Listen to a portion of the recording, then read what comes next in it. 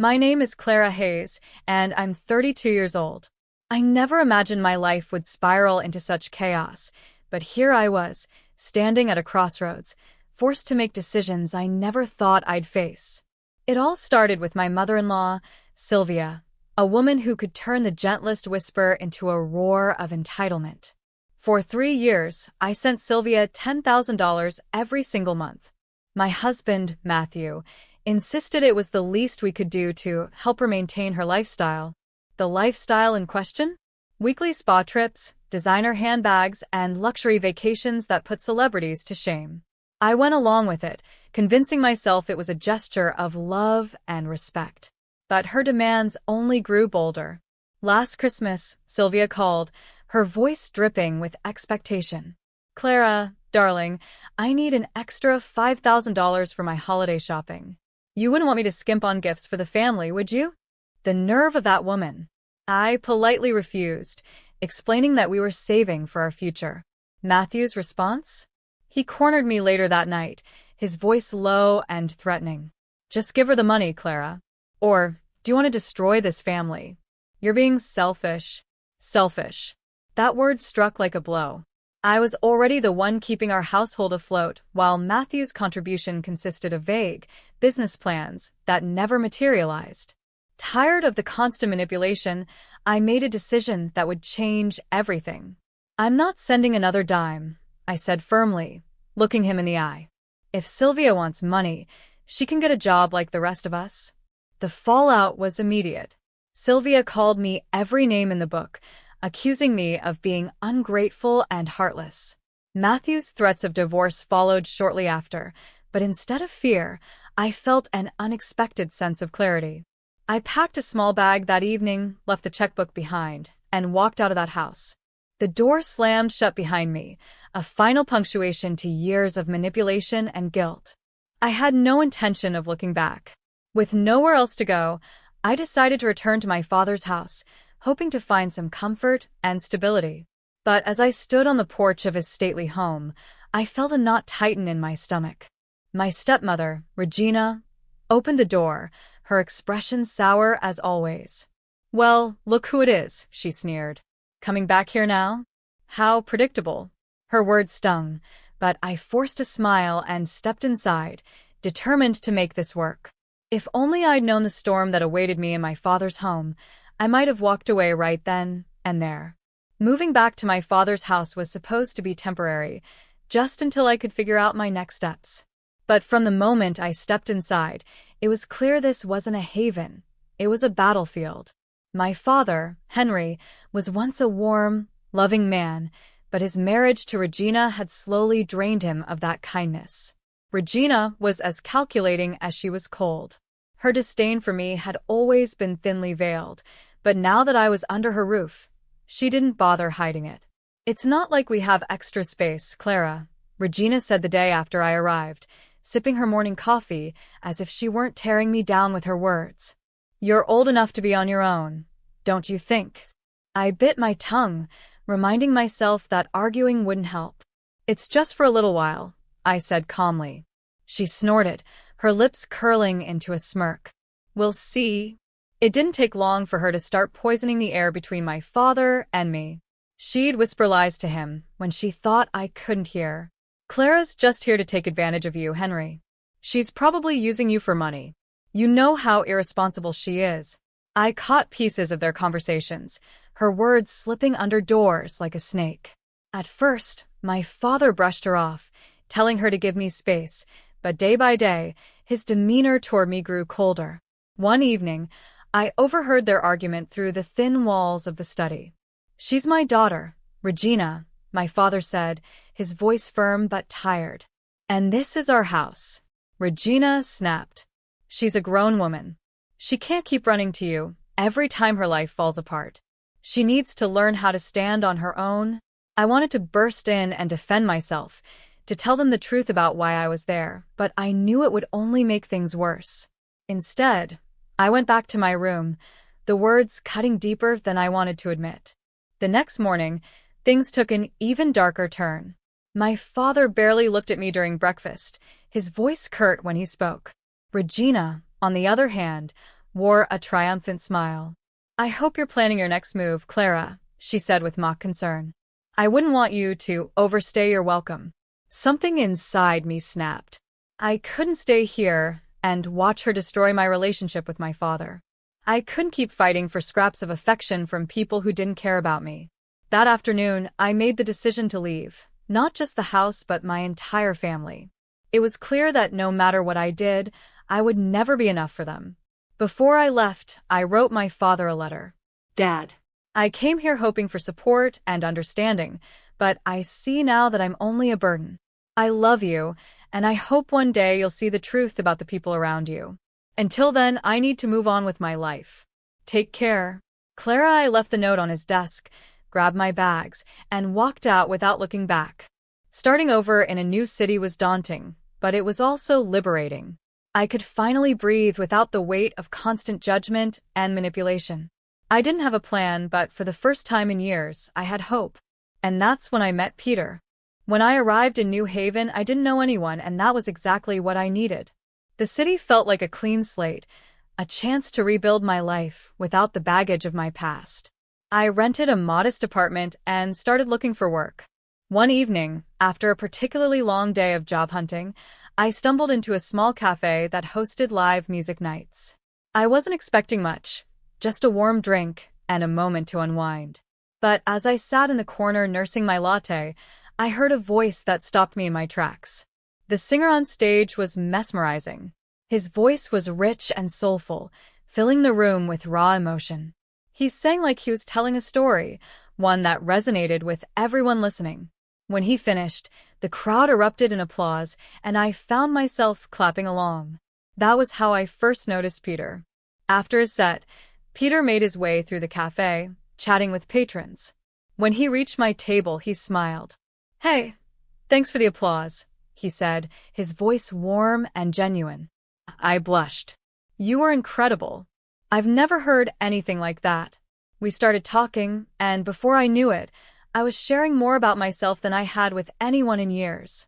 There was something about Peter that made it easy to open up. When I mentioned my love for singing, his eyes lit up. "You sing?" he asked, leaning forward. "Used to," I admitted. "Mostly just for fun. I haven't done it in years." "You should try again," he said, his enthusiasm infectious. "You've got the look of someone who belongs on stage." I laughed, brushing off the compliment, but Peter wasn't letting it go. He invited me to come back the next night for an open mic event. At first, I hesitated, but something about his confidence in me made me say yes. The next evening, I stood backstage, my heart pounding as I clutched the microphone. Peter gave me an encouraging nod from the crowd, and I took a deep breath before stepping onto the stage. As I began to sing, all the fear and self-doubt melted away. For the first time in years, I felt alive, completely myself. The applause at the end was deafening, and I spotted Peter grinning proudly in the front row. "You were amazing," he said afterward. "I knew you had it in you." From that night on, Peter and I became inseparable. We started performing together, first at small gigs in cafes and bars, then at larger venues. Our chemistry on stage was undeniable, and the audience could feel it. As our fame grew, so did our bond. It felt like I'd finally found someone who believed in me, someone who saw my worth without asking for anything in return. For the first time, I was happy, not just surviving but thriving. But life has a way of testing even the brightest moments. One evening, after a sold-out show, I returned to my apartment to find an envelope waiting for me. Inside was a letter from Matthew, my ex-husband. The words sent a chill down my spine. "We need to talk. It's important." I hadn't heard from Matthew in over a year, and I had no interest in reopening old wounds. But curiosity got the better of me. I met him at a local diner the next day, and his appearance shocked me. He looked worn and defeated, a shadow of the man I once knew. "Clara," he began, his voice shaking, "I need your help." He explained how Sylvia had squandered all her money and dragged him down with her. They had lost everything, the house, the cars, even their dignity. They were desperate, he said, and they needed me to forgive them and help them get back on their feet.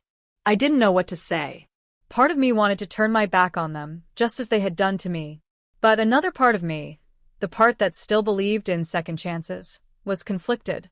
As I sat there, Matthew's words swirling in my head, Peter's voice echoed in my mind. You've got the strength to stand on your own, Clara. Don't let anyone take that away from you.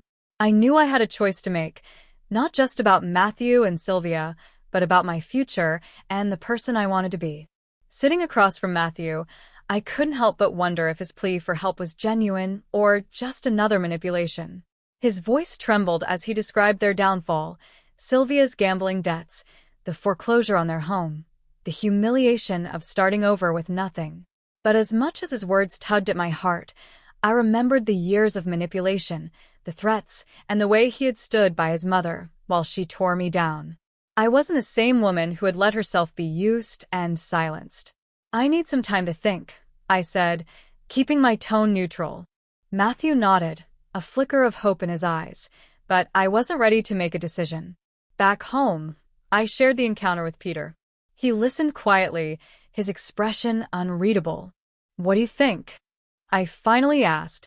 Peter leaned back, crossing his arms. It's not about what I think, Clara. It's about what you feel. Do you want them back in your life after everything they've done? I sighed, conflicted. I don't know. Part of me feels like helping them would show I'm the bigger person. But another part of me feels like they don't deserve it. Peter nodded. Then you need to get all the facts before you decide. People like them don't change overnight. His words stayed with me, and I decided to dig deeper. If Matthew and Sylvia wanted my help, I needed to know the whole truth. A week later, I received a call from an old mutual friend who had heard about Matthew's situation. What she told me made my blood run cold. Clara, there's something you need to know, she said, her voice low. When you left, Matthew and Sylvia tried to sue you for the money they claimed you owed them. They were convinced they could take what little you had left. I gripped the phone tightly, anger bubbling to the surface. What happened? They lost the case, she continued. The judge threw it out when he saw there was no evidence. But it didn't stop them from spreading lies about you to anyone who would listen. They told people you were the reason they lost everything. Hearing this was like a slap in the face. While I had been rebuilding my life, they had been busy tarnishing my name. When I confronted Matthew, he didn't deny it. I didn't know what else to do, he said, his voice desperate.